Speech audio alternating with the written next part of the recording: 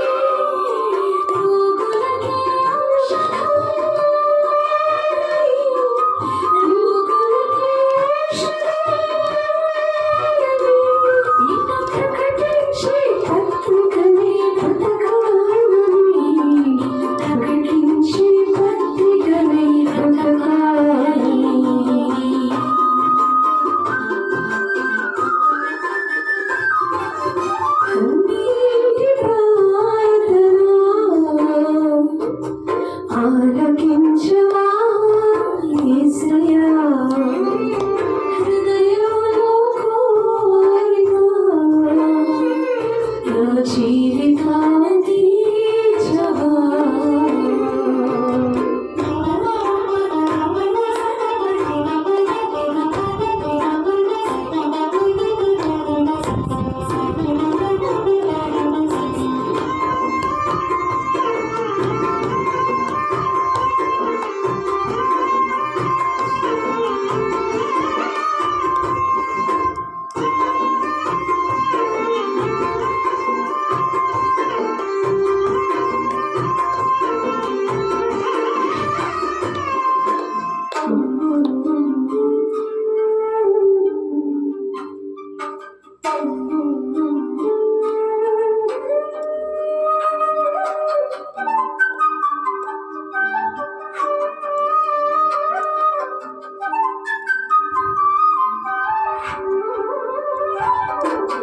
మహిమగల పరిచర్య చేయాలి, మండుచున్న సంఘములో నిలవాలి.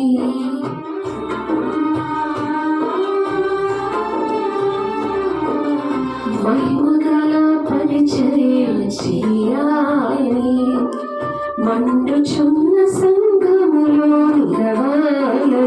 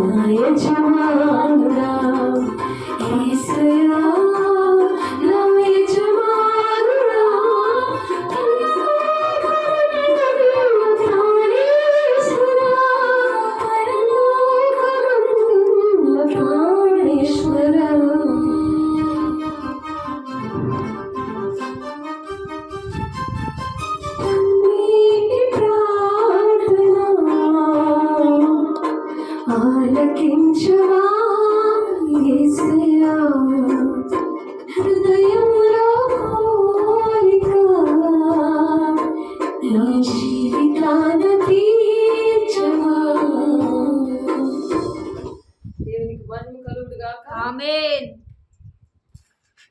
దేవుడు మనకన్నిటి ప్రార్థన బట్టి మన జీవితాల్లో తన ప్రణాళికని నెరవేర్చుకోవడానికి దేవుడు ఇష్టపడి అపోస్తుల బోధ ఇచ్చారు. ఆ అపోస్తుల బోధలో దేవుడు ఎలాగ నడవమంటున్నారంటే, ఆ బోధ నేర్పించిన దేవుడు నాకు 1999లో అభిషేకించి మరి ఆ దేవుడు ఆ బోధలో పెంచుతున్నారు. మరి అందుని బట్టి దేవునికి మహిమ కలుగును గాక. ఆమేన్. వాక్యం చూసుకుందాము. అపోస్తుల కార్యములు 2వ అధ్యాయము 42వ వచనము చూద్దాము. చూడండి, మీరు వాక్యం తీయండి, మీకోసము చదువుతున్నాను.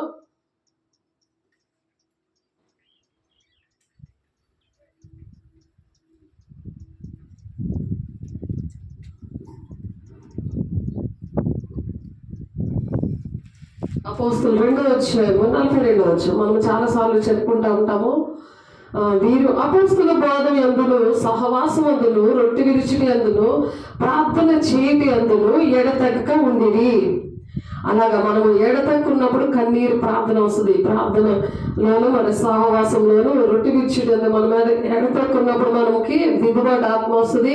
తండ్రి చిత్తం నెరవేర్చట్లేదు అనే ఒక వేదన దుఃఖముతో ఈ అంచెదినాల్లో దేవా నా జీవితం, నా కోరిక మరి అపోస్తుల బోధలో నేను ఎదిగి మరి నీ రాజ్యాన్ని కట్టాలనుకుంటున్నాను, నీ రాజ్యానికి అనేక మంది తీసుకువెళ్ళాలనుకుంటున్నాను అని ఎప్పుడైతే మనం ఆశపడతామో ఆశ గల ప్రాణాన్ని దేవుడు తృప్తిపరిచే దేవుడు. కాబట్టి దేవుడు అనేకమైన విషయాల్లో దేవుడు ఆ విధంగా సహాయం చేయడానికి మరి ఏం చేస్తారంటే అలా ఎదుగుతున్నప్పుడు మరి భయం కలుగుతాడంట. కలిగి అనేక మహత్కారముల సూచిక్రియలు ప్రతి వారికి కూడా భయం కలుగుతుంది. మనం అలాగా కన్నీటి ప్రార్థన బట్టి దుష్టుడు మనుషుల్లో ఉంటాడు. దుష్టుడు ఏంటంటే మనిషికి ఆలయంగా చేసుకుంటున్నాడు ఈ దినాల్లో. మరి ఎక్కువగా నోవాహు దినంలో ఉన్నాం కదా. నోవాహు ఆ వాడ కట్టినప్పుడు ఎవరు కూడా సహాయం చేయలేదు. ఎందుకంటే నశించిపోతున్నారు, అందరినీ కూడా ప్రళయంలో నశింప చేస్తాను అని దేవుని ఉగ్రత వారి మీదకి వచ్చినప్పుడు ఎవరు కూడా ఆ ఓడ కట్టడానికి సహాయం చేయలేదు కదా. అపహాస్యం చేశారు, నమ్మలేదు. అలాంటి దినాల్లోనే మనం ఈ అంచు దినాల్లో ఉన్నాం. కాబట్టి మనం దేవుని రాజ్యాన్ని కట్టడానికి సహకరిస్తున్నామా? సహకరించాలని ఇవ్వట్లేదు అని అంటే అపోస్తుల బోధలో లేక దేహాన్ని దేవుని ఆలయంగా ఉంచుకోకుండా దేహాన్ని ఏంటంటే దెయ్యానికి ఆలయంగా పెట్టుకొని మరి ఆ దెయ్యాలు వలన ఏంటి వస్తాయంటే అనారోగ్యాలు ఎక్కువ వస్తాయి. అనారోగ్యాలు పాపానికి జీతము మరణం కాబట్టి, ఆజ్ఞాతిక్రమమే పాపము కాబట్టి మరి దాన్ని బట్టి ఫస్ట్ ఆ చీకట్లు వెళ్ళగొట్టాలంటే సరి చేసుకోవాలి. దిద్దుబాటు చేసుకున్నప్పుడు అవన్నీ ఆ సరి చేసుకున్నప్పుడు దేవునికి లోబడినప్పుడు ఆ దుష్టుడు పరిగెడతాడు మనం ఎదిరించినప్పుడు వాటిని. లేకపోతే దానికి లోబడినప్పుడు, సాతానికి లోబడినప్పుడు అది అలా జీవితాంతం టాబ్లెట్స్ అలాగే దానికే ఒక రేషన్కి ఎంత ఖర్చు అవుతుందో నెలకి అంత ఖర్చు అవుతుంది ఆ టాబ్లెట్లకి. అలాగే అనేక మంది నశించిపోతుండగా దేవుడు వెతికి రక్షించడానికి అపోస్తుల బోధలో దేవుడు నన్ను పెంచడానికి ఇష్టపడ్డారు. దేవునికి మహిమ కలుగును గాక. ఆమేన్. మరి అదే మండుచున్న పొదవలే మనల్ని చేసి మరి మహిమ గల సంఘముగా మనల్ని నిలబెట్టుకున్నాడు. ఆ నిలబెట్టుకునే ఆ సంఘంలో ఉన్న దేవుని బిడ్డలు, మరి వింటున్న ఆన్లైన్లో బిడ్డలు, ఆఫ్లైన్లో ఉన్న బిడ్డలు కూడా ఏంటంటే వాక్యము ఎలాగుందో అలా నడుస్తున్నామా లేదని దేవుని దగ్గర కన్నీటి ప్రార్థన చేసినప్పుడు, సరి చేసుకున్నప్పుడు ఆ సమస్యలు అనేవి మరి ఏవైతే ఆటంకాలు ఉన్నాయో తండ్రి చిత్తం నెరవేర్చడానికి, ఆ తండ్రి చిత్తం నెరవేర్చకపోతే వచ్చే ప్రాబ్లం ఏంటంటే దేవుని రాజ్యానికి వెళ్ళరు. అది మొత్తం 7:21 ఉంది కదా, తండ్రి చిత్తాన్ని నెరవేర్చిన వల్లే దేవుని రాజ్యానికి వెళ్తారని. కాబట్టి ఆయన నామం మీద బ్రతికేయకుండా మనం ఏంటంటే ఆయన నామాన్ని మనము వ్యర్థంగా ఉచ్చరించకూడదు అని ఉంది పదాజ్ఞలో. కాబట్టి ప్రతిదానికి ఆయన నామాన్ని యూజ్ చేసుకొని బ్రతికేయడం కాదు. మనం లోబడి దేవునికి దెయ్యాన్ని వెళ్ళగొట్టాలి. అంతేగాని దెయ్యానికి లోబడిపోయి ఆ దేహం అనే దేవుని ఆలయాన్ని సేవకులు చేసి చక్కగా పంపిస్తుంటే ఆ దేహాన్ని దెయ్యానికి ఆలయంగా పెట్టుకోకూడదు. ఆ పెట్టుకోకుండా ఉండాలంటే ప్రార్థన, సహవాసం, రొట్టె విచ్చుట అనే అపోస్తల బోధలో మనం పెరగాలన్నమాట.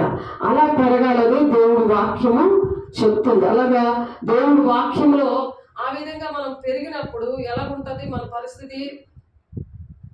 విశ్వసించిన వారందరూ ఏకంగా కూడి తమ కలిగినదంతా కూడా సమష్టిగా పంచుకున్నారంట.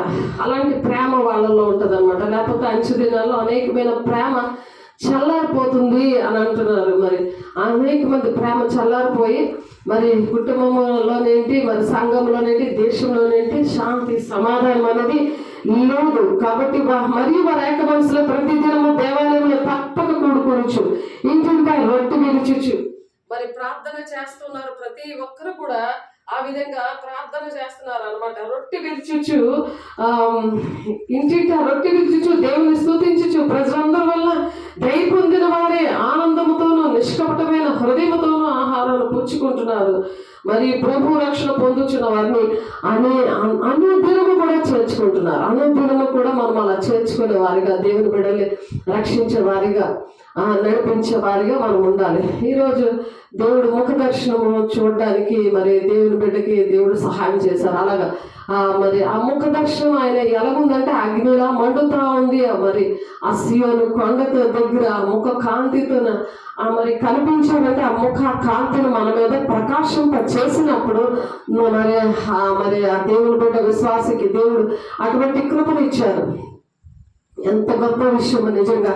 మరి నాకు రాత్రి 12:30 వరకు ప్రతి ఒక్కరిలో కుటుంబాల కోసం లైన్గా అందరి కోసం ప్రార్థన చేసి వారి చీకట్లన్నీ మరి వెళ్ళగొట్టి వాళ్ళకి అవిధేత నుండి విడిపించాలని ప్రార్థన చేసినప్పుడు ఒక అతని కోసం ప్రార్థన చేయకపోయినా సరే మరి అటువంటి బిడ్డ కోసం దేవుడు చూపించారు. ఏంటంటే ఆ హౌస్ ఓనరు మరి దుష్టాత్మతో ఉన్నాడు అనమాట. కాబట్టి ఆ సహవాసాన్ని బట్టి ఇప్పుడు ప్రార్థన సహవాసము అని ఉంది కదా అక్కడ. మనం కన్నీటి ప్రార్థనే కాకుండా మళ్ళీ సహవాసంలో కూడా జాగ్రత్తగా ఉండాలి. సహవాసము కరెక్ట్గా లేక ఏంటంటే అతను ఏదైతే సాతాను ఆత్మతో ఉన్నాడో, ఏ రూపంలో ఉన్నాడో అదే రూపంలో మరి ఆ మనిషి కూడా తయారైపోయినట్టు దగ్గర 3-4 సార్లు చూపించారు. 2 గంటలకు ఒకసారి, 4 గంటలకు ఒకసారి, ఉదయం 5 గంటలకు ఒకసారి, మళ్ళీ అలాగా దేవుడు దగ్గరలో 3-4 సార్లు నాకు అది గుర్తు చేస్తా కనపడుతున్నాడు. అలాగే ఆ దుష్టాత్మ ఎలాగుందో, ఆ వానరు ఎలాగున్నాడో, అద్దెకి దిగిన ఆయన కూడా అలాగే ఉన్నాడు. దేవుని బిడ్డ చాలా మంచివాడు. కానీ ఈ క్రీస్తు అనే బండ మీద కట్టబడ్డాడు కానీ అపోస్తల బోధలో లేనందుకు ఆయనకి నేను ఇంకా ఆలయానికి బయలుదేరుతుంటే దేవుడు ఇన్నిసార్లు నీకు చెప్పిన నువ్వు చెప్పట్లేదు ఏంటి అనేసి అంటే నేను వెంటనే ఫోన్ చేసి అతనికి మాట్లాడాను. నేను ఏంటి మీ పరిస్థితి ఇలాగ ఉన్నది అని చెప్పి, ఏంటి ఇలాగ కనిపించారు మీరు అని అడిగితే అప్పుడు అర్థమైంది నాకు. కొన్ని విషయాలు అడిగినప్పుడు ఇన్వెస్టిగేషన్ అంటారు కదా, పోలీస్ ఇన్స్పెక్టర్ వచ్చి సబ్ ఇన్స్పెక్టర్ వచ్చి ఇన్వెస్టిగేషన్ చేస్తారు కదా, అలాగా నేను కొన్ని విషయాలు అడిగినప్పుడు నాకు అర్థమైంది. ఈ సహవాసం బట్టి ఇతనికి ఇలాగ వచ్చింది. అది ఇక్కడ నిలబడగానే ఈ వాక్యం దేవుడు మాట్లాడుతున్నారు. ఎందుకంటే మనకి సాక్ష్యం ఇస్తారు. అది ఎందుకంటే మనకి కొన్ని విషయాలు చూపిస్తారు, కొన్ని మనం నేర్పిస్తారు. వాక్యం ద్వారా, పాట ద్వారా దేవుడు మాట్లాడతాడు.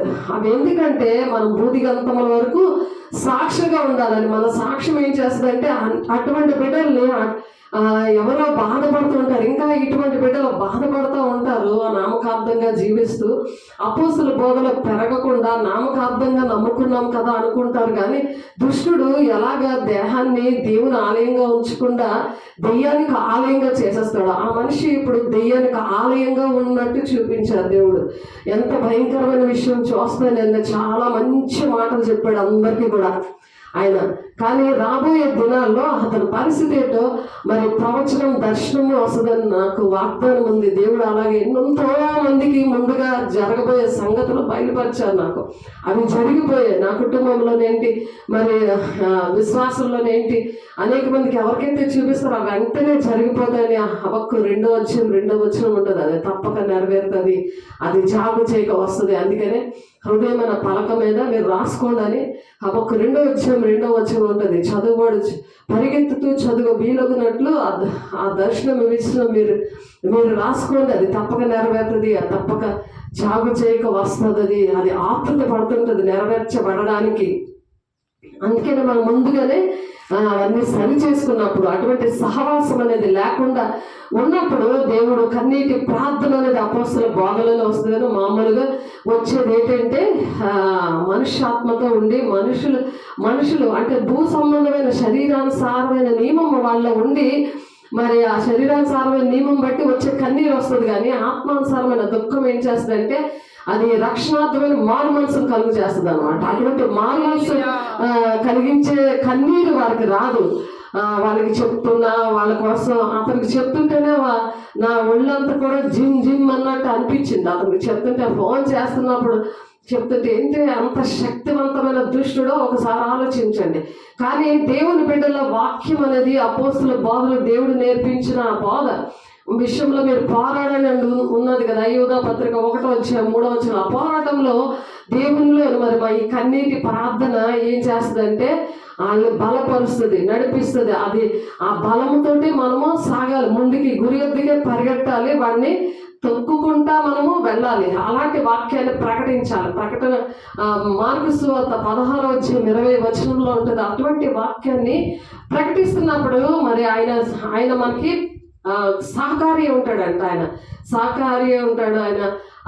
మరి ఆయన ఏం చేస్తారంటే అద్భుత కార్యాలు ఆశ్చర్యకార్యాలు మన ద్వారా చేయిస్తాడంట. అటువంటి వాక్యం మనం ప్రకటించినప్పుడు దేవునికి మహిమ కలుగును గాక. అందుకని మనం ఏంటంటే అటువంటి వాక్యాన్ని మనం నేర్చుకోవాలి. వాక్యం దేవుడు ఏం చెప్పారు, మనం ఏం బోధిస్తున్నాము, ఏది వింటున్నాము, ఇవన్నీ కూడా ఈ అంచనాల్లో చాలా చక్కగా మనము జాగ్రత్తగా మనం గమనించుకోవాలి. అటు విధంగా నడవాలని దేవుడు మాట్లాడుతున్నారు దేవుని బిడ్డ. అయితే ప్రకటన గ్రంథంలో ఒక మాట చూసుకుందాము. యూదా పత్రిక 1:20-21 ఒకసారి చూద్దాము. ఒకసారి మీకోసం చదువుతున్నాను.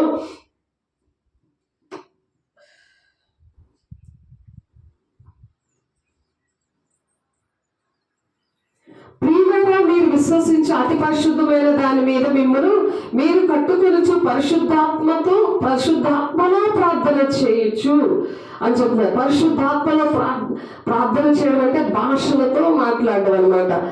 మొదటి కొరింథీయులకు రాసిన పత్రికలో ఉంటుంది, అది 14:2 ఉంటుంది. భాషలతో మాట్లాడు డైరెక్ట్ గా దేవునితోటే మాట్లాడుతున్నాడు అని ఉంటుంది. అది పరిశుద్ధాత్మలో ప్రార్థన చేస్తూ నిత్య జీవార్థమైన చూడండి ఒకసారి 21 నిత్య జీవార్థమైన మన ప్రభువు యేసు క్రీస్తు కనికరము కొరకు కనిపెట్టొచ్చు దేవుని ప్రేమలో నిలుచున్నట్లు కాచుకొని ఉండుడి. దేవుని ప్రేమలో మనం నిలబడ్డామా, సాయితాని ప్రేమలో నిలబడ్డామా అని చెప్తున్నారు. దేవుని ప్రేమలో నిలబడ్డామా? మనము మరి పరిశుద్ధాత్మని పొందుకున్నప్పుడు మనలో కొన్ని కార్యాలు జరుగుతాయి. ఏంటంటే లూకా సువార్త 11:1 అటువలే మీరును అడుగుడి మీకు ఇయ్యబడును. పరిశుద్ధాత్మని అడగాలి. అందరూ ఏం అడుగుతుంటారు? భూమి మీద ఉన్నవే ప్రతిదీ కూడా శరీరానుసారమైన ప్రేయర్ పాయింట్లో పెడతారు. కానీ ఇప్పుడు మనం మరి కన్నీటి ప్రార్థన రావాలన్నా, తండ్రి చిత్తం నెరవేర్చబడాలన్నా, మరి అపోస్తల బోధలో ఉండాలన్నా, అగ్నిచున్న మండే అగ్నిగా మనం ఉండి మండే అగ్ని లాంటి సంఘంలో నిలబడాలన్నా అందరూ నిలబడలేరు. ఆ నిలబడాలి అని అంటే లూకా సువార్త 11:1 మరి 9 అటువలే మీరును అడుగుడి మీకు ఇయ్యబడును, వెదకుడి మీకు దొరుకును, తట్టుడి మీకు తీయబడును అని చెప్తున్నారు. అలాగా దేవుడు మీ హృదయాలను తెరుస్తాడు అనమాట, మీ కళ్ళను తెరుస్తాడు ఆయన. మరి దేవుని మీ హృదయాన్ని తట్టుతున్నప్పుడు మీరు లోకానుసారమైన ప్రార్థనలు, లోకానుసారంగా లోకము దేవుడుతో ఉన్నారనుకోండి, నామకార్థమైన భక్తితో ఉన్నారనుకోండి, ఆయన పరిశుద్ధులకి ఒక్కసారి అప్పచెప్పిన బాధలో పోరాడలేదనుకోండి, మరి తట్టినా సరే మరి తీయబడదు. ఎప్పుడైతే మనము దేవునికి ఇష్టమైన పనులు చేస్తూ వాక్యానుసారంగా నడుస్తామో దేవుడు అడుగు ప్రతి వానికి ఇస్తారట, వెతికి వానికి దొరుకుతుందట, తట్టు వానికి తీయబడుతుంది అని మీతో చెప్పుచున్నాను అని చెప్తున్నారు లూకాసు వార్తలో. కాబట్టి మీలో తండ్రి అయిన వాడు తన కుమారుడికి చేపనడిగితే చేపక ప్రతిగా పామునిచ్చునా, గుడ్డునడిగితే తేలునిచ్చునా అంటున్నారు. మనం మన పిల్లలకి మనం అలా చేయం కదా. అలాగే దేవుడు కూడా అడుగు వారి కంట పరిశుద్ధాత్మని నిశ్చయంగా ఇస్తాడంట. దేవునికి మహిమ కలుగును గాక. 13 వచనం చేద్దాం.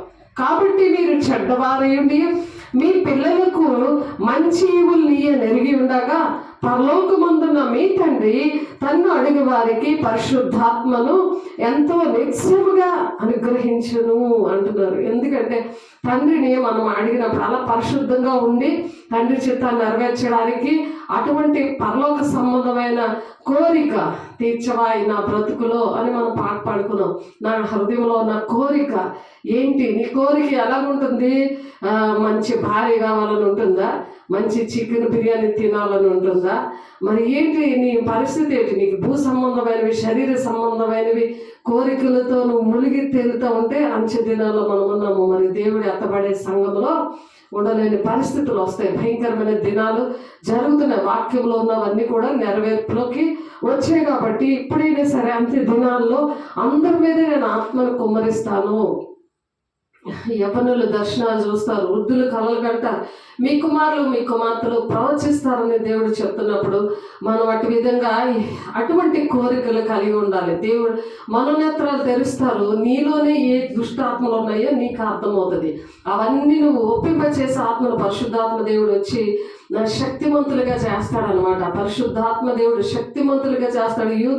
యోదయ సమరయ దేశంలో అంతటా సాక్షిగా ఉంచుతానని అపోస్తలుడు మరి 8వ అధ్యాయం 1వ వచనంలో ఉంది. అలాగా మరి పరిశుద్ధాత్మ దేవుడు వచ్చేట పాపముల గురించి, నీతిని గురించి ఒప్పింప చేస్తానన్నది మరి యోహాను 16వ అధ్యాయం 8వ వచనం. ఎప్పుడైతే అలా ఒప్పింప చేసే ఆత్మ వచ్చినప్పుడే తర్వాత పరిశుద్ధాత్మని మీరు అడిగినప్పుడు 13వ వచనంలో ఉంది కదా, లూకా 11వ అధ్యాయము 13వ వచనంలో చక్కగా రాసుకోండి. ఆ వాక్యం పట్టుకొని గది తలుపులు మోసి ఆయనతో మాట్లాడుకోవాలి. మనుషులు చేసేవి కానే కావు ఈ విషయాలు. మనకి హృదయానికి సంబంధించింది, మన దేహానికి సంబంధించింది. దేహము దేవుని ఆలయంగా మారాలి, లేకపోతే దెయ్యం ఆలయంగా తయారైపోయి అనారోగ్యాలు, సమస్యలు, గొడవలు, అసమాధానము మరి ఇంట్లోని ఒంటిలోను కూడా అవి తాండవించేస్తుంటాయి అన్నమాట. అవి ఎవరికి తెలియదు, అవి కనిపించవు, కాబట్టి మనకి కనబడతా ఉంటాయి. దేవుని బిడ్డలుగా ఉన్న వాళ్ళకి, పరిశుద్ధాన్ని పొందుకున్న వాళ్ళకి కనబడతాయి. పరలోకమందున మీ తండ్రి తన్ను అడిగి వారికి పరిశుద్ధాత్మను ఎంతో నిశ్చయముగా అనుగ్రహించును అంటున్నారు. ఆ విధంగా అనుగ్రహించాలని మనం ప్రార్థన చేయాలి, దేవుడిని అడగాలి. ఆ విధంగా మత్తయి 7వ అధ్యాయం 11వ వచనంలో పరలోకమందున్న మీ తండ్రి తన్ను అడుగు వారికి అంతకంటే ఎంతో నిశ్చయంగా మంచి ఈవులను అనుగ్రహిస్తాడంట. ఆమేన్. అలాంటి మంచి ఈవులను మనకు అనుగ్రహించాలని మనం కోరుకోవాలి. ప్రతి నిమిషం కూడా అలాంటి ఈవులు నాకు కోరుకోవాలన్నమాట. అప్పుడు మనల్ని దేవుడు పరిశుద్ధాన్ని పొందుకున్న వారి కోసము ఇంకొక మాట చెప్తున్నారు. ఏంటంటే, ఇదిగో తోడైల మధ్యకు గొర్రెలను పంపినట్లు నేను మిమ్మల్ని పంపుచున్నాను గనుక పాముల వలె వివేకులను మరి పావురముల వలె నిష్కపటులై ఉండుడి అంటున్నారు. నిష్కపటంగా ఉంటాము. పాములు లాంటి స్వభావం అంటే సాతాను దుష్టుడున్న మనుషులు దగ్గర చాలా వివేకంగా జాగ్రత్తగా నడుచుకుంటాం అనమాట. చాలా మంది చనిపోతున్నారు. పందుల మధ్య ముత్యాలు వెళ్ళి అవి తొక్కి చీల్చేస్తూ ఉంటాయి. అక్కడ దేవుని ముత్యం అనే వాక్యము ప్రకటిస్తున్నప్పుడే అంతమందిలో చీల్చేసి చంపేస్తున్నాయి. ఎందుకంటే పరిశుద్ధాత్మ దేవుడు లేనప్పుడు, దేవుణ్ణి అడగలేనప్పుడు, ఆయనకి ఇష్టంగా మరి అపోస్తుల బోధలో ఇష్టం వచ్చిన బోధలో పెరుగుతుంటే వారికి సాతానుడే నడిపిస్తూ ఉంటాడు. మరి సాతాను తంత్రాలు ఎదిరించడానికి మరి దేవుడు ఏంటంటే మీకా లూకాసు వార్త 21:15లో మీ విరోధులందరూ ఎదురాడుటకును కాదనుకుటకును వీలు కాని వాక్కును జ్ఞానమును నేను మీకు అనుగ్రహింతును అంటున్నాడు. జ్ఞానం ఇస్తాడనమాట. విరోధులు ఉంటారు. దుష్టుడు ఏంటంటే దేవుని మాట విననివ్వకుండా, దేవుని పని చేయనివ్వకుండా అన్నీ కూడా మనిషిని మరి మనల్ని అలా బలవంతం చేస్తున్నప్పుడు ఏం చేస్తారట, ఈ కన్నీటి ప్రార్థన ఏం చేస్తుంది, ఎడతెగక దేవునిలోని మనం ప్రార్థన సహవాసమును రెట్టుకురిచ్చుటది ఎడతెగకున్నప్పుడు మీ విరోధులందరూ ఎదురాడుటకును, వాళ్ళు ఎదురాడడం మనకి ఎదురుపడరు అనమాట. అంటే ఆటంకంగా ఉండరు. కాదనుటకును వాళ్ళెవ్వరూ కూడా మిమ్మల్ని కాదనలేరు మీ మాటకు. కానీ ఎందుకంటే వారికి భయం కలుగుతుందని ఉంది. అపోస్తులు 2:43 వారికి భయం కలుగుతుంది, మీరు అపోస్తులా వాడబడతారు అంటున్నారు. అందుకని మన పాటలో అపోస్తుల బోధలో మేము పెరగాలి, అగ్నిలా ఉండాలి, దేవుని రాజ్యాన్ని కట్టాలి, అలాంటి సంఘంలో నేను నిలవాలి అని మనం పాట పాడుకున్నాం. మీ విరోధులందరూ ఎదురాడుటకును కాదనుటకును వీరు కాని వాక్కును, వాళ్ళు మిమ్మల్ని అనకుండా, కాదు నువ్వు చేయకు అని అనకుండా అటువంటి జ్ఞానమును, ఆ జ్ఞానమును నేను మీకు అనుగ్రహించును అంటున్నాడు దేవుడు. ఆ జ్ఞానంతో మనం ఇంటిని, సంఘాన్ని, దేశాన్ని సంరక్షించుకోవచ్చు. దేవునికి మహిమ కలుగును గాక. ఆమేన్. కాబట్టి ఈ మత్తయి సువార్తలో మరి 10వ అధ్యాయం 1-3 వచనాలు చూద్దాము.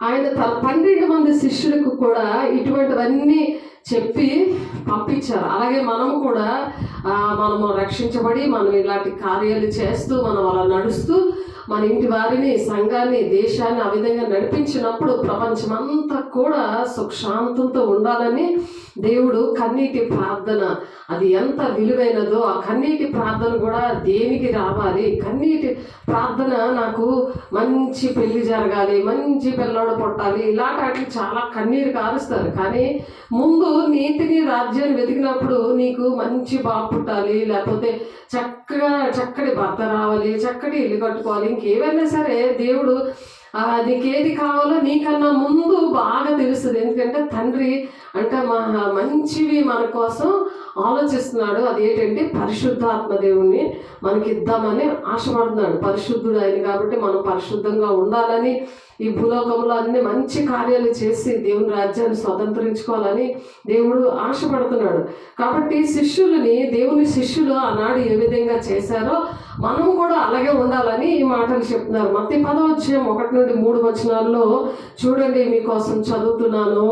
ఆయన తన 12 మంది శిష్యులను పిలిచి అపవిత్రాత్మలను వెళ్ళగొట్టుటకును, ప్రతి విధమైన రోగమును, ప్రతి విధమైన వ్యాధిని స్వస్థపరచుటకును వారికి అధికారం ఇచ్చాడు దేవుడు.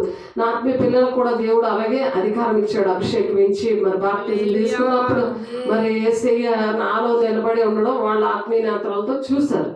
వాటర్ కూడా యేసయ్య రక్తంగా అయిపోయినట్టు చూశారు. నన్ను చూడలేదు వాళ్ళు. కాబట్టి అలాంటివి అనేకమైన దర్శనాలు వాళ్ళకే వచ్చాయి. లేకపోతే నమ్మరు కదా. నేను చెప్తే నమ్ముతారా? నా మాటలు నమ్ముతారా? అలాగే దేవుని అపోస్తల బోధలో ఉన్నవి ఏంటంటే ప్రవచనం, దర్శనం, మరి సువార్థికులుగా, ప్రవక్తలుగా, ఉపదేశకులుగా, కాపర్లుగా ఆ విధంగా తయారవుతూ ఉంటారు. సంఘము క్షేమాభివృద్ధి జరగడానికి, క్రీస్తు శరీరం అనే సంఘము క్షేమాభివృద్ధి జరగడానికి అటువంటి శిష్యులు ఏం చేస్తున్నారు, వాళ్ళు అపవిత్రాత్మను వెళ్ళగొట్టడానికి దేవుడు అధికారం ఇచ్చారు. నేను ఇంగ్లాపల్లిలో సేవ చేస్తుంటే రూత్ అనే ఆమెకి జొన్నగుడ్డులోని అలాంటి అధికారం ఇచ్చారు. మరి ప్రేరేలు కొబ్బరిని తెచ్చి ప్రార్థన చేస్తే వేసే రక్తంగా మరి అలా చీకట్లు పట్టిన ఆయన దేవుడు విడిపించారు. ముందు ఏం చేయాలంటే చీకట్లు వెళ్ళగొట్టాలి ఫస్ట్, తర్వాత ప్రార్థన చేసినప్పుడు స్వస్థత వస్తుంది. కిడ్నీ పేషెంట్ అనమాట, ఒళ్ళంతా వాసిపోయింది, కాళ్ళన్నీ వాసిపోయి మరి ఇంటి నిండా విగ్రహారాధన, మరి చాలా చీకట్ల బంధకాలు ఇల్లంతా నిండిపోయి ఉన్నాయి. అలాగే సత్యం అని ఇంగ్లాపల్లో ఉన్నాడు, సత్యం శాంతి అని, వాళ్ళ ఇంట్లో కూడా ఫుల్గా నిండిపోయి ఉంటే వాళ్ళ కళ్ళకి కలబడ్డాయి అవన్నీ కూడా. మేము నైట్ ప్రార్థన చేస్తున్నప్పుడు జనుగుడ్డిని చూసుకొని ఇంగ్లాపల్లి వెళ్ళి నైట్ ప్రార్థన చేస్తున్నప్పుడు మొత్తం వాళ్ళకే కనబడ్డాయి ఫుల్గా. ఎందుకంటే దేవుడు చూపిస్తాడు. దేవుడు ఆ చీకట్లు పెట్టి అనారోగ్యాలు పెట్టేవి దుష్టు సమూహము పెట్టేస్తాయి. మరి 2000 దెయ్యాలున్న ఆయనకి మరి ఎలాగా సమాధుల్లో తిరుగుతూ ఉండేవాడు, అలాగా వాళ్ళ మాట వినరు, తిరుగుతూ ఉంటారు, మైండ్ పనిచేయదు.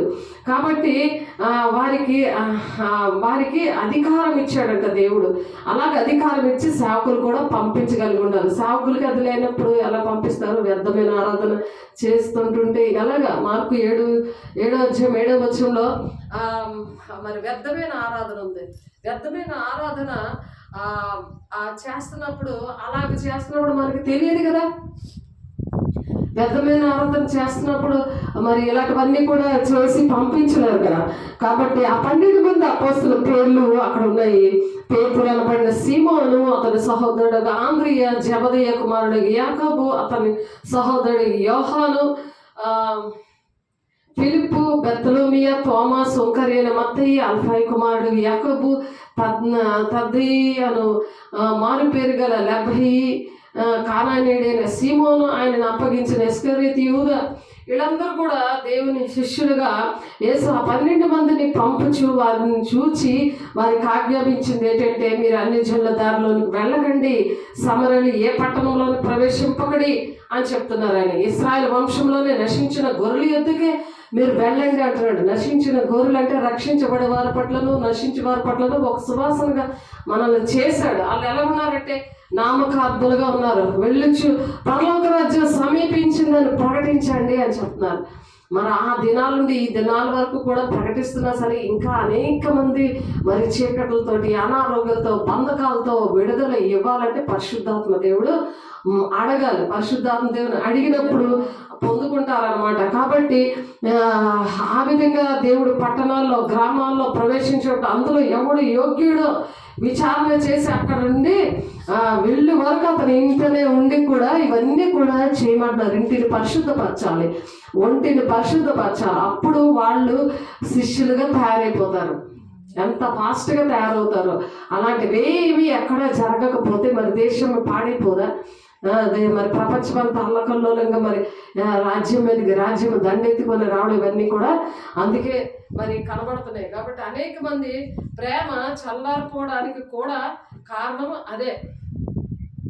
కాబట్టి మరి ఆ 70 మంది లోకసువార్త 10:16 చూస్తే ఏమంటారు? మీ మాట వినువాడు నా మాట వినును, మిమ్మల్ని నిరాకరించేవాడు నన్ను నిరాకరించును, నన్ను నిరాకరించేవాడు నన్ను పంపిన వాడిని కూడా నిరాకరిస్తాడని. ఇప్పుడు యేసుని నిరాకరించిన వాళ్ళు సేవకులు కూడా నిరాకరించేసి ఆ తప్పుడు బోధలు అంటే పరిగెడతా ఉన్నారు. అన్ని ఆశీర్వాదకరమైన మాటలే రావాలి కానీ ఆశీర్వాదాలు ఎలాగొస్తాయి, మరి శాపము, బంధకాలు, చీకట్లు, మరి అనారోగ్యాలు ఎలాగొస్తాయని వివరించి చెప్పిన వాళ్ళు అవసరమే లేదు.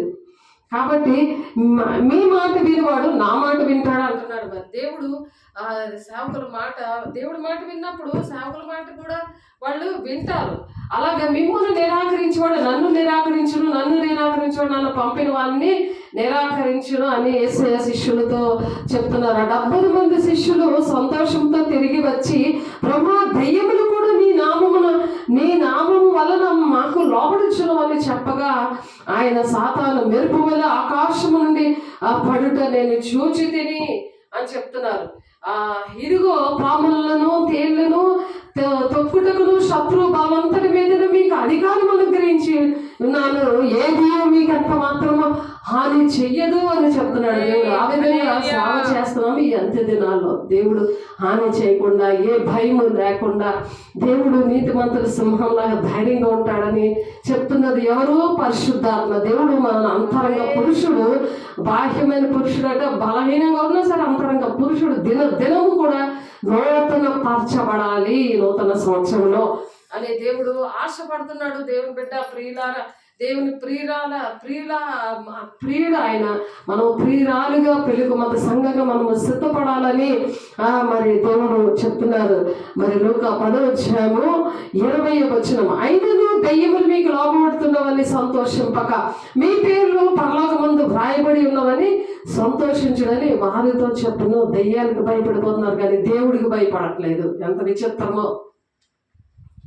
ఆలోచించండి. మరి అలా దెయ్యానికి భయపడిపోయి మరి అలాగా ఎవరికి స్వార్థ ప్రకటించకుండా, ఎవరికి కూడా దేవుడి మాటలు చెప్పకుండా, వాళ్ళ దెయ్యాలు వెళ్ళగొట్టకుండా, వాళ్ళ దెయ్యాలు వెళ్ళగొట్టిన తర్వాత వాళ్ళ చేతులు వేసి ప్రార్థన చేస్తే, వాళ్ళు దిద్దుబాటు చేయిస్తే, వాళ్ళు ఉన్న రోగాలన్నీ పోతాయి. ఇవన్నీ చేస్తే భయపడిపోతున్నారు. ఆ దెయ్యాలకి రోగాలకి భయపడిపోయి సువార్త ఆపేస్తున్నారు. ఏదో పాంప్లెట్ ఇచ్చేయడము, చేతిలో పెట్టేయడము, పాటలు పాడుకొని మరి సౌండ్ బాక్స్ పట్టుకొని అలా వెళ్ళిపోతున్నారే తప్ప మరి ఏసీ భూలోకానికి వచ్చి మరి ఏ బోధ బోధించారు, ఏ విధంగా సువార్త చేశారు, అన్నీ కూడా ఎంత క్లియర్గా దేవుడు వాక్యం చెప్తున్నా సరే భయం ఎందుకు ఆవరిస్తుంది అని అంటే, దేవుని వాక్యానుసారంగా ఒక పరిశుద్ధాత్మ దేవుని పొందుకోక మరి దేవుడు మరి కంచె కాపుదల ఎలా ఉంటది, ఆ వివేకము తోడేళ్ళ మధ్య వివేకంగా ఉండమంటున్నాడు. ఆయన పావురాల వల్ల యథార్థంగా ఉండమంటున్నారు, నిష్కపటంగా ఉండమంటున్నారు. అలాంటి పరిస్థితులు లేకుండా, నిస్వార్థంగా సేవ చేయకుండా, యథార్థంగా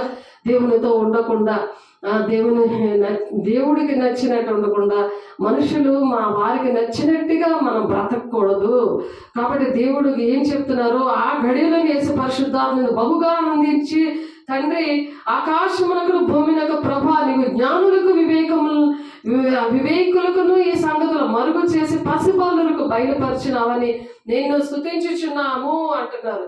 అవును తండ్రి, అలాగే నీ దృష్టికి అనుకూలమాయను సమస్తమును నా తండ్రి చేత నాకు అప్పగింపబడి ఉన్నది. కుమారుడు ఎవడో తండ్రి తప్ప మరెవడును ఎరుగుడు, తండ్రి ఎవడో కుమారునికి ఆయనను బయలుపరిచిన ఉద్దేశించిన వాడును తప్ప మరెవరును కూడా ఎరుగుడని చెప్పాడనమాట. అప్పుడు ఆయన తన శిష్యుల వైపు తిరిగి, మీరు చూచుచున్న మీ చూచుచున్న వాటిని చూచు కన్నులు ధన్యములైనవి అంటున్నాడు ఆయన. ఆమేన్. అలాంటి దేవుని చూచే కళ్ళు, దేవుని పని చేసే మరి ఆ స్వరం వినగలిగే చెవులు, ఆయన కోసం పరిగెట్టే పాదాలు, అలాంటివన్నీ కూడా అపోస్తల బోధలో దేవుడు ఇస్తాడు. దేవుని బిడ్డ అనేక మంది ప్రవక్తలు, రాజులు మీరు చూచుచున్నవి చూడగోరి చూడకయ్యు, వినగోరి వినకయ్యు ఉండేదని మీతో చెప్పుచున్నానని ఏకాంత మంది వారితో చెప్పను. రాజులు ఏం చేశారంట, మరి చూద్దాం అనుకున్నారు కానీ చూడలేకపోయారు. దేవుడిని కానీ మరి దేవుని కార్యాలు కానీ చూడలేకపోయారు. విందాం అనుకుంటున్నారు కానీ దేవుని స్వరం కానీ మరి కార్యాలు కానీ వినలేకపోతున్నారు. కాబట్టి ఏకాంతంగా శిష్యులతో ఈ విషయాలన్నీ చెప్తున్నారు. ఇదిగో ఒకప్పుడు ధర్మశాస్త్రోపదేశకుడు లేచి, బోధకుడా నిత్య జీవనకు వారసుడవుటకు నేనేమి చేయాలని ఆయన శోధిస్తూ అడిగాడు అనమాట. ఎందుకు చూడలేకపోతున్నారు అంటే దానికి కారణం చెప్తున్నారు. అతడు నీ దేవుడైన ప్రభువును నీ పూర్ణ హృదయంతో, నీ పూర్ణ మనసుతో, నీ పూర్ణ శక్తితో, నీ పూర్ణ వివేకంతో ప్రేమించాలి, నిన్ను వాళ్ళ నీ పొరుగు వారిని ప్రేమించాలని వ్రాయబడి ఉంది కదా అని చెప్తున్నాడు ఆయన. అలాగ మనకు ప్రేమ ఉందా, మరి ఇతరులు అలాగా ప్రేమించే పరిస్థితులు మనకు ఉన్నాయా అని మనం ఆలోచించాలి. అలా ఆలోచించినప్పుడు దేవుడు మనల్ని నడిపించే దేవుడు, మనల్ని ప్రతి విషయంలో కూడా ఈ అపోస్తల బోధలు మనల్ని నడిపించి మరి దేవుడు మహిమ పొందుకోవాలని ఈ మాటలు దేవుడు చెప్తున్నారు. ఈ మాటలు కాబట్టి ఫిలిప్పు కూడా ఈ విధంగా చేశాడు. ఎలాగా అపోస్తల కార్యం 8వ అధ్యాయంలో చూడండి, అపోస్తల కార్యం 8వ అధ్యాయంలో 4 నుండి 8 వచనాల్లో 8వ అధ్యాయం 4 నుండి 8 వచనాలు చూసుకొని ముగించేద్దాం. బహుజన సమూహము కూడి ప్రతి పట్టణం నుండి ఆయన యొద్దకు వచ్చిచుండగా ఆయన ఉపమాన రీతిగా ఇట్లా అంటున్నాడు. విత్తువాడు తన విత్తనములు విత్తుటకు బయలుదేరని అతడు విత్తుచుండగా కొన్ని విత్తనములు త్రోవ పక్కన పడ్డాయి. ఇవన్నీ మనకు తెలిసినవే, కానీ ఇవన్నీ ఎందుకు అలా పడ్డాయి? ఆ వాక్యం అనేది మరి సరి అయిన బోధ లేక, వారిలో చీకట్లు ఉండడం బట్టి వారి శరీరం దేవుని ఆలయంగా ఉండలేక ఉన్నందువలన అటువంటి పరిస్థితులు జరిగే, అటువంటి వాక్యము సరిగా వారిలో లేనందువలన అపోస్తల బోధ అనేది లేకుండా అయిపోయింది. అపోస్తల బోధ అనేది లేక చాలా దేవుడి మాటలు వాళ్ళకి అర్థం కాలేదు. అలాగ నడవడానికి అలా 4 దిక్కులు కూడా పడిపోయాయి దేవుని వాక్యం అనే విత్తనం. కాబట్టి చెదరిపోయిన వారు సువార్త వాక్యములు ప్రకటించుచు సంచారం చేస్తున్నారు అనమాట. అలా చెదరిపోయిన వారు అందరూ అపోస్తల కార్యం 8వ అధ్యాయంలో 4 నుండి 8 వచనాలు చూస్తే, కాబట్టి చెదరిపోయిన వారు సువార్త వాక్యములు ప్రకటించుచు సంచారం చేశారు. అప్పుడు ఫిలిప్పు సమరయ పట్టణం వరకును వెళ్ళి క్రీస్తును వారికి ప్రకటించుచుండెను. జన సమూహములు విని ఫిలిప్పు చేసిన సూచక్రియలను చూచినందున అతడు చెప్పిన మాటలు యందు ఏక మనసుతో లక్ష్యం ఉంచగా అనేకులను పట్టిన అపవిత్రాత్మలు పెద్ద కేకలు వేసి వారిని వదిలిపోయాయి అనమాట. వాక్యం చూసారా, అపవిత్రాత్మ పట్టినప్పుడు అవన్నీ కూడా వదిలిపోతాయి. వాక్యం అనేది అంత ప్రాధాన్యమైనది అనమాట. యేసయ్య మరి ఆ విత్తనం కోసం కూడా మరి అక్కడ మనం ముందు చదువుకున్నాము. అనేకులు పట్టిన అపవిత్రులు పెద్ద కేకలు వేసి వారిని వదిలిపోయిన పక్షవాయువు గల వారును గుట్టి వారును అనేకులు స్వస్థత పొందారు. ఎందుకంటే అనారోగ్యం దెయ్యాలు వెళ్ళిపోయిన వెంటనే ఆ కుంటి దెయ్యం ఎప్పుడైతే వెళ్ళిపోయిందో చక్కగా నడవడం స్టార్ట్ చేశారు, ఆరోగ్యం వచ్చింది. మహిమ కలిగినాక సీమోని ఒక మనుషుడు లోపల ఆ పట్టణంలో గారడీ ఉంటే తానెవరో ఒక గొప్పవాడని చెప్పుకొని సమరయ జనులను విభ్రాంతి పరుస్తున్నాడు. సీమోను అతను ఏం చేస్తున్నాడు, గారడీ అంటే మ్యాజిక్లు ఒక దాంట్లో చేతులలో పెట్టి ఇలాగా రబ్బని పెద్ద రిబ్బన్ తీస్తారు. అలాంటి గారడీ విద్యలు చేస్తున్న ఆయన ఏం చేశాడంట, చాలా అటువంటి పనులు చేస్తుంటే కొద్దివాడు మొదలుకొని గొప్పవాని మట్టుకు అందరూ దేవుని మహిమ శక్తి అనబడిన వాడు ఇతడే అని అలా చెప్పుకున్నారు. చాలా గొప్ప శక్తి ఉంది అని చెప్పి చాలా మహిమతో చాలా నిండి ఉన్నాడు అనమాట. అలా నిండి ఉన్నప్పుడు అలా చెప్తుంటే అతను బహుకాలము గారడీలు చేయించు వారిని విభ్రాంతి పరిచినందున వారు అతన్ని లక్ష్య పెట్టారు. ఏంటి ఇలాంటి అద్భుతాలు చేసేస్తున్నాడు, ఇలాంటి గారడీలా మనకు కూడా చాలా ఉంటాయి కదా. ఏంటంటే ట్యూబ్లైట్ని నోట్లో పెట్టుకుని కరకరకరా నవిలేసి మింగేస్తూ ఉంటాడు. అలాంటివన్నీ గారడీ విద్యలు అవన్నీ కూడా అలాంటివి ఉంటాయి. అలాంటివి చేస్తున్నప్పుడు చాలా గొప్ప శక్తులు ఉన్నాయి అనుకుంటున్నారట. అయితే ఫిలిప్పు దేవుని రాజ్యమును గూర్చి యేసుక్రీస్తు నామమును గూర్చి సువార్త ప్రకటించుచుండగా వారు అతన్ని నమ్మి పురుషులు స్త్రీలను బాప్తీసం పొందారు. ఫిలిప్పు ఇలాంటి కొన్ని అద్భుత కార్యాలు చేస్తుంటే బాప్తీసం పొందుకున్నారు. కానీ గారడీ విద్య చేసిన సీమోన్ అతను వచ్చి ఏంటంటున్నారంటే సీమోన్ కూడా నమ్మి బాప్తీసం పొందుకున్నాడు. ఫిలిప్పు కూడా మరి ఫిలిప్పుని మరి ఈయన సీమోను ఎడబాయకుండా సూచక్రియలను గొప్ప అద్భుతములు జరుగుట చూచి చాలా విభ్రాంతిని ఉందాడు అనమాట. అందరూ ఈ సీమోన్ను చూసి గారడీ విద్య ఉన్న సీమోన్ను చూసి అందరూ విభ్రాంతి నొందుతుంటే ఫిలిప్పుని చూసి ఈ సీమోను విభ్రాంతి నొందుతున్నప్పుడు సమరయ వారు దేవుని వాక్యం అంగీకరించిన యెరూషలేములో ఉన్న అపోస్తులు విని పేతురును యోహాను వారి వద్దకు పంపించారు.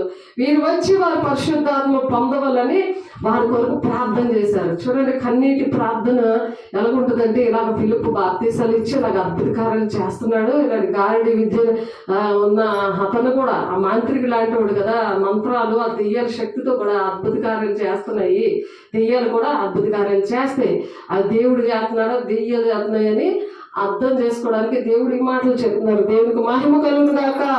వారు వచ్చి వారు పరిశుద్ధాత్మ పొందవాలని కోరుతున్నారు అనమాట. వీరు వచ్చి వారి పరిశుద్ధాత్మ పొందవాలని వారి కొరకు ప్రార్థన చేశారు. యోహాను పేతురు యెరూషలేము నుండి వచ్చాడు, పంపించాడు దేవుడు. అక్కడ నుండి పంపించినప్పుడు వీళ్ళు ఇక్కడ ఇలాగుంటే అంతకు ముందు వాళ్ళు ఎవరి మీద ఆయన ఎవరు దిగి ఉండలేదు పరిశుద్ధాత్మ దేవుడు. అంతకుముందు ఎవరికి కూడా తెలియలేదు. వారు ప్రభువుని యేసు నామమున బాప్తీసం మాత్రం పొందున్నారు అనమాట.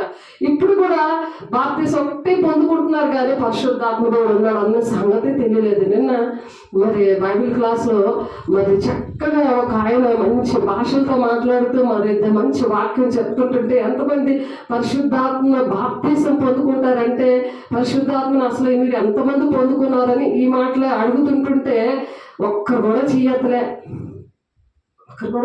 మీరు అసలు పరిశుద్ధాత్మ దేవుడు ఉన్నాడన్న సంగతి తెలియదు అసవార్తికులకి పాస్టర్లకి. ఒకసారి ఆలోచించండి, మరి అలాంటి బోధ వింటుంటే ఎక్కడికి వెళ్తారు మనుషులు? ఎక్కడికి వెళ్తారు? దేవుని రాజ్యానికి వెళ్తారా? తండ్రి చిత్తము నెరవేర్చబడుతుందా? మరి పరిశుద్ధులకు ఒక్కసారి అప్పచెప్పబడిన బోధ నిమిత్తం పోరాడండి. అది అపోస్తుల బోధ అని చెప్తున్నప్పుడు మరి అంచె దినాల ప్రతి ఒక్కరిని కూడా అది మతం కులం భేదం లేకుండా అందరూ కూడా ప్రేమించి వారిని అలాగా వాళ్ళ దెయ్యాలు నిలబెట్టు వాళ్ళకి స్వస్థత అనుగ్రహించి వాళ్ళ దేవుని రాజ్యాన్ని నడిపించాలని దేవుడు చెప్తున్నారు కదా. అప్పుడు దేవుడు వచ్చేస్తే ఇవన్నీ అడుగుతాడని దేవుడు మనల్ని ఈ విధంగా ఈ మాటల ద్వారా ఆ దేవుడు మాట్లాడి సరి చేసుకోవడం దేవుడు మాట్లాడుతున్నారు. అపోస్తులు చేతులు ఉంచడం వల్ల పరిశుద్ధాత్మ అనుగ్రహింపబడినని సీమోను చూచి ఏం చేశారు? పేతురు, యోహాను వారి మీద చేతులు ఉంచగానే పరిశుద్ధాత్మను పొందుకున్నారు వాళ్ళందరూ కూడా. యెరూషలేము నుండి వచ్చిన పేతురు, యోహాను మరి చేతులేసి ప్రార్థన చేసినప్పుడు ప్రతి ఒక్కరు కూడా పరిశుద్ధాన్ని పొందుకున్నారు. నేను కూడా అలాగా మరి ఆత్మ పిల్లలకి చేతులేసి ప్రార్థన చేసినాడు. బాప్తిసం ఇవ్వగానే వాళ్ళ దేవుని ఆత్మతో నింపబడ్డారు. వెంటనే వేసేసారు రక్తము వాళ్ళకి ఇవ్వడం జరిగింది.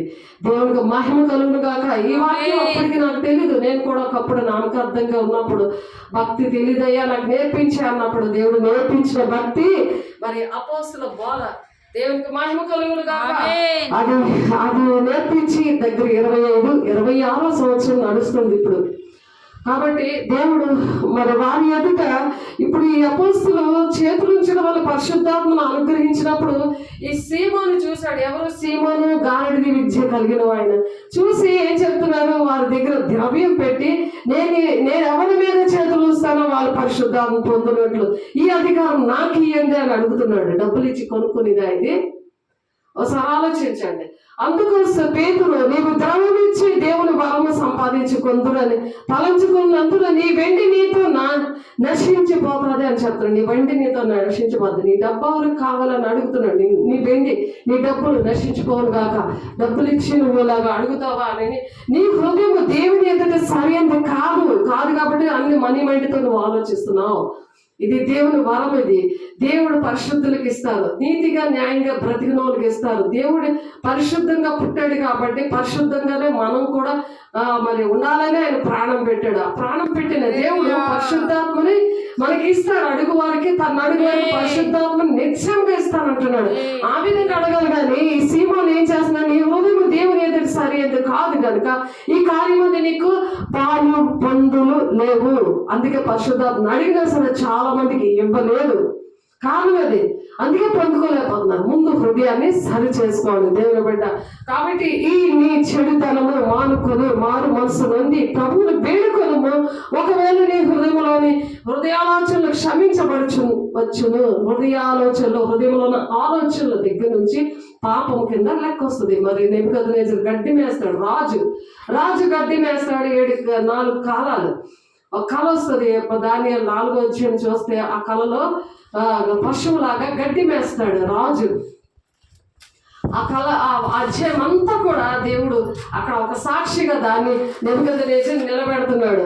మీరు ఇంటికి వెళ్ళాక చదవండి. నీవు ఘోర దుష్టత్వములోను దుర్నీతి బంధకంలో ఉన్నట్టుగా నాకు కనబడుచున్నదని చెప్తున్నాడు. అప్పుడు పేతురు, యోహాను ఏం చెప్తున్నాడు? ఘోరమైన దుష్టత్వంలో ఉన్నావు, దుర్నీతి బంధకాలు ఉన్నావు.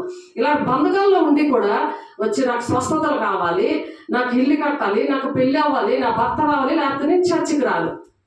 ఇవి ఇలా పెడుతున్నారు అందరూ కూడా. అలాగా జరగకుండా ఉండాలని దేవుడు ఈనాడు ప్రతి ఒక్కరితో సూటిగా మాట్లాడుతున్నాడు. దేవునికి మహిమ కలుగును గాక. అందుకే సీమోను మీరు చెప్పిన వాటిలో ఏది నా మీదకి రాకుండా మీరే నా కొరకు ప్రార్థన చేయండి అంటున్నాడు. మీరే చెయ్యండి. ఎంత చెప్పినా సరే దిద్దుబాటు రాదు. చేతులెత్తి దేవా నన్ను క్షమించి ఎలాంటి దూరం ఘోరమైన దుష్టత్వంలో ఉన్నాను, దుర్నీతి బంధకాల్లో ఉన్నాను, నన్ను నీ ఆత్మతో నింపయ్యా, నాకు ముఖదర్శనం చేసుకునేదానికి సహాయం చేసేవయ్యా, ఆ ముఖాన్ని చూడడానికి నువ్వు నన్ను ఎంత ప్రేమించాను అని అడిగి అందిస్తున్నావు. నీ ఆత్మతో నన్ను నింపండి. నేను అందరికీ కూడా దెయ్యాలు వెళ్ళగొట్టడానికి, రోగులు స్వస్థపరచడానికి, అనేక మందికి నీ వార్తను ప్రకటించడానికి నువ్వు ప్రాణం పెట్టిన దేవుడు, నువ్వు పరిశుద్ధుడు కాబట్టి నేను పరిశుద్ధంగా ఉండాలి. మనుషులకి జరిసిపోతే మనుషులతో పాటు నువ్వు కూడా నరకానికి వెళ్ళిపోతావు.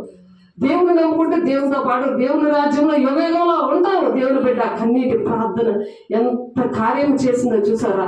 కన్నీరు ఎవరి కోసం రావాలి? దేవుని బిడ్డల కోసం రావాలి. దేవుని బిడ్డల కోసం రావాలి.